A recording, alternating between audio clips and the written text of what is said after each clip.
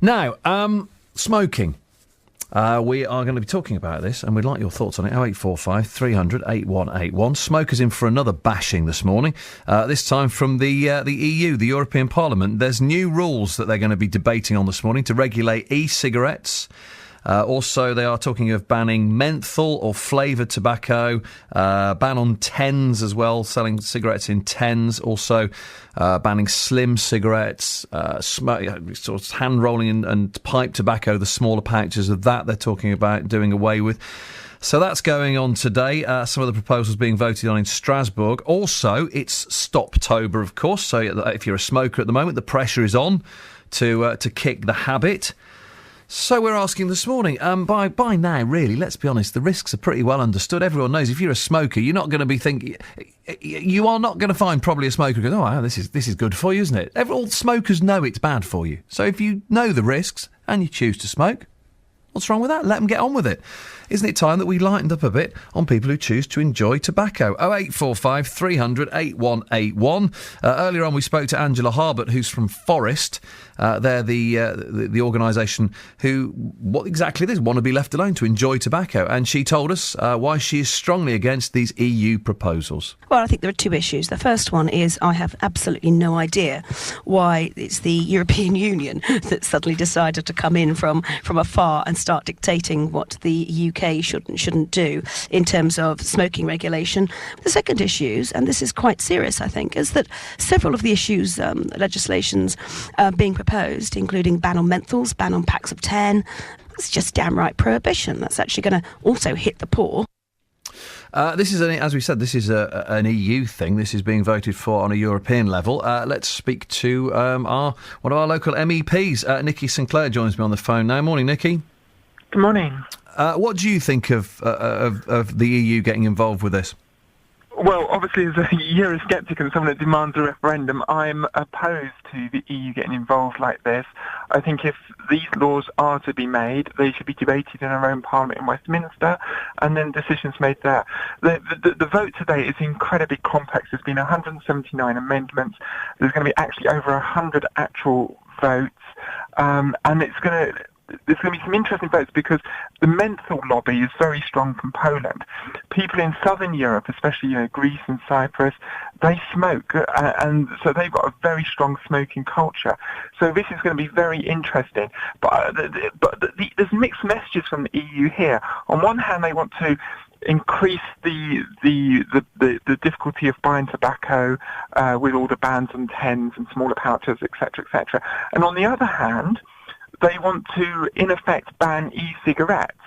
Now, I've had thousands, literally thousands, one of my biggest postbags on e-cigarettes users contacted me saying, this is the way that we gave up smoking. And those of you that know about it, it's a vapor, it's not actually, but it uses a small amount of nicotine. And the EU wants to redesignate that as a medicinal product.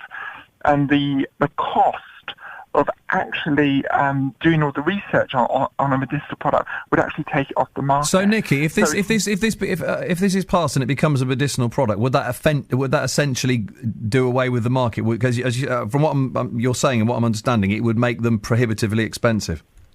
Exactly, and the big mover that's trying to make it is actually the tobacco lobby itself that are trying to do away with these e-cigarettes because they're accounted to their patches and obviously their tobacco products, and that's the big mover behind this.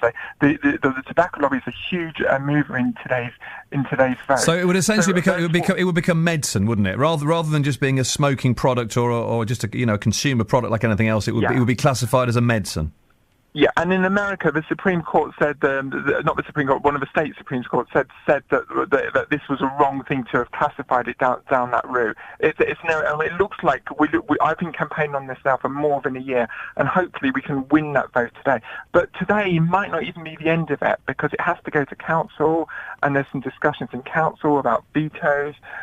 It's an incredibly complex procedure. Yeah, why is this even happening at a European level? We spoke to Forest earlier on, and they didn't seem to understand why. I mean, why is this a European issue rather than an issue for the British government?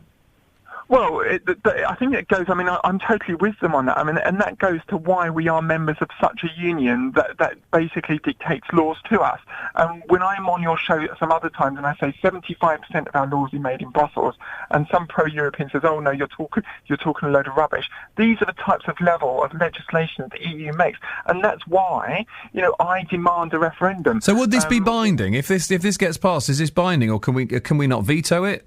Well, if it gets all the way through, then it comes through as a directive, and then we have to adopt it. There's lots of procedures that have to go through. This isn't the final vote today by any shape or form. Once it clears the Parliament, it then has to go to the Council, and there are a lot of countries in the Council. For example, we have one vote in Council, obviously the UK, but you obviously have Greece and Poland and Cyprus voting in Council.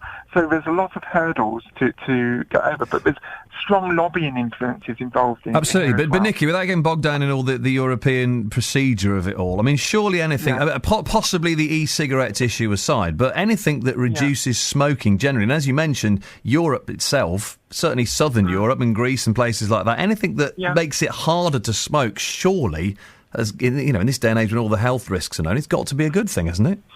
Absolutely. I'm a non-smoker, and I think that there are well-proven, research that shows that smoking is harmful. Secondary smoking is harmful. However, also we live in a libertarian society generally. If people choose to smoke, and in your intro you said people we know the risk of smoking, and people that I know who smoke say, well, I know it's not good for me, but something I do and I can't give it up. Therefore, you've got to allow those people to make decisions for themselves. I don't want to live in a nanny state or a nanny Europe. That would be the worst thing of all. Nikki, good to speak to you. Nikki Sinclaire there.